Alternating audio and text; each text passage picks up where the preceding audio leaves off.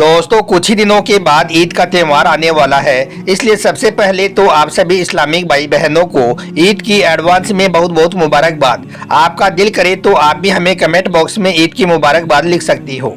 आज का हमारा यह वीडियो ऐसे लोगों के लिए बहुत खास है जो ईद के मौके पर महंगी महंगी शॉपिंग करते हैं, जिनके पास में ईद के मौके पर चाहे पैसे हो या ना हो फिर भी वो कर्जा लेकर ईद पर शॉपिंग करती हैं, नए नए कपड़े खरीदती हैं। ऐसे लोग आज का हमारा यह वीडियो आखिर तक जरूर देखें, इंशाअल्लाह आपकी सोच बदल जाएगी, आपका दिल खुश हो जाएगा। और सबसे पहले अगर आपको भी ईद आने की खुशी हो रही है तो आप इस वीडियो को दिल से एक लाइक जरूर कर दें और मेहरबानी करके इसे शेयर भी कर दें ताकि और भी लोगों के पास में यह वीडियो पहुंच जाए। तो चलिए दोस्तों शुरू करते हैं।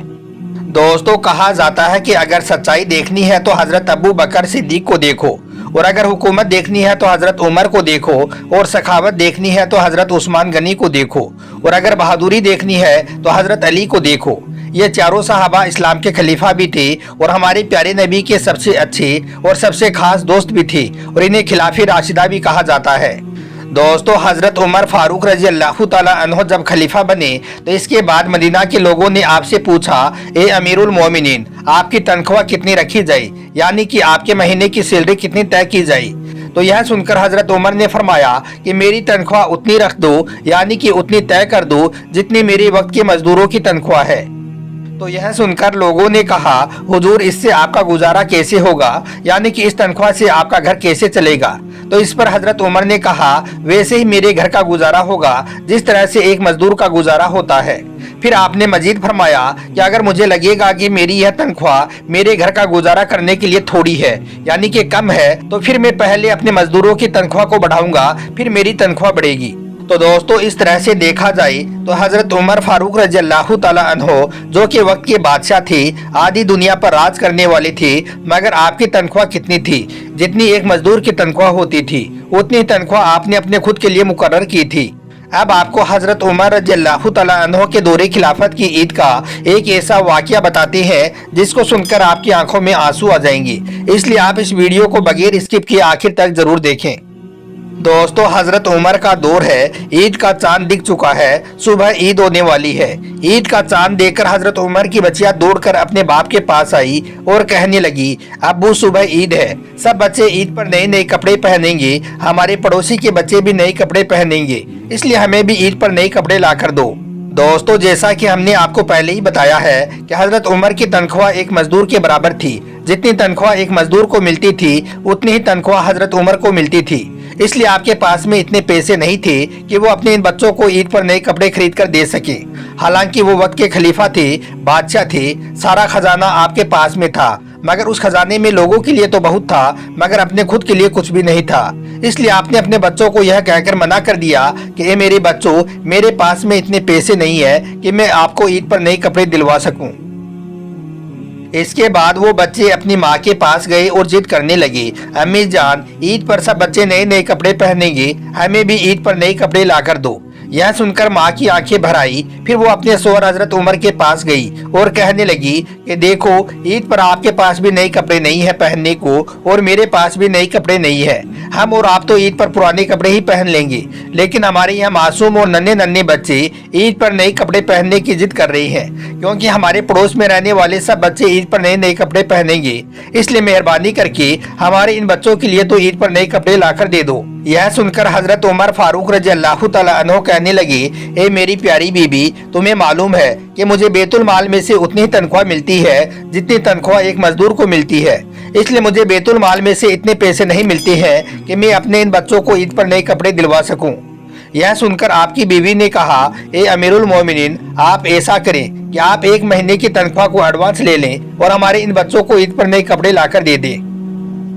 तो यह सुनकर हजरत उमर रजी अल्लाह तआला अन्हु फरमाने लगे, ए मेरी बीवी तुम मशवरा तो अच्छा दे रही हो, अब मैं ऐसा ही करता हूँ। इसके बाद हजरत उमर ने बैतुल माल के कैशियर को एक खत लिखा और फिर अपने एक खादिम को अपने पास बुलाया और खादिम से कहा कि तुम बैतुल माल के कैशियर के पास जाओ और जाकर उनसे कहो कि यह खत अमीरुल मोमिनीन ने भेजा है। फिर जब यह खत बैतुल माल का कैशियर पढ़ेगा तो इसके बाद वो तुम्हें एक महीने की तनख्वाह एडवांस दे देगा, वो लेकर तुम आ जाना। अमीरुल मोमिनीन यह बात सोच कर खुश हो रहे थे कि वो तो मेरा खादिम है, वो तो मेरे इस खत को पढ़ते ही मुझे एक महीने की तनख्वाह एडवांस दे देगा। फिर हजरत उमर का वो खादिम उस खत को लेकर कैशियर के पास पहुंचा और उनके हाथ में वो खत दे दिया। उस खजांची ने देखा कि उस खत में अमीरुल मोमिनीन ने लिखा था कि कल ईद है, मेरे बच्चों के पास में ईद पर नए कपड़े नहीं है पहनने को, लिहाजा आप मुझे 1 महीने की तनख्वाह एडवांस दे दीजिए, अगले महीने काट लेना ताकि मैं अपने बच्चों के लिए ईद पर नए कपड़े खरीद सकूं।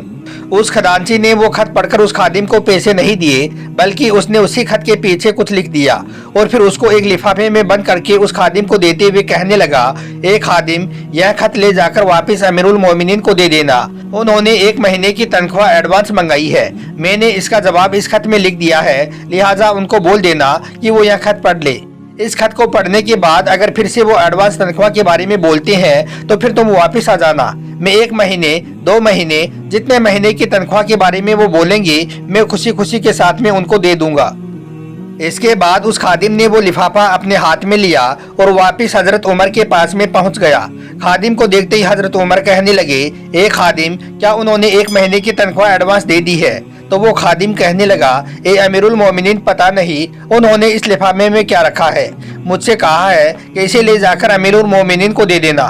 हजरत उमर ने फिर वो लिफाफा अपने हाथ में लिया और जल्दी से उसे खोलकर देखने लगे। हजरत उमर ने देखा कि उस लिफाफे में उन्हीं का लिखा हुआ वो खत है और उसके पीछे कुछ लिखा हुआ है, जिसको पढ़ते ही हजरत उमर की आंखों में आंसू आ गई, क्योंकि उस कैशियर में खत के पीछे लिखा था, ए अमीरुल मोमिनीन, आपका हुक्म सर आंखों पर, आप 1 महीने की तो क्या अगर 5 महीने की भी तनख्वाह एडवांस में मांगते तो मैं आपको खुशी खुशी देने के लिए आज़ाद हूँ, यानी कि मैं आपको देने के लिए तैयार हूँ, मगर ए अमीरुल मोमिनीन, आपने खत में लिखा है कि मेरे बच्चों के पास में ईद पर नए कपड़े नहीं है, उनको ईद पर नए कपड़े दिलवाने हैं, इसलिए मुझे 1 महीने की तनख्वाह एडवांस दी जाए, अगले महीने में काट लेना।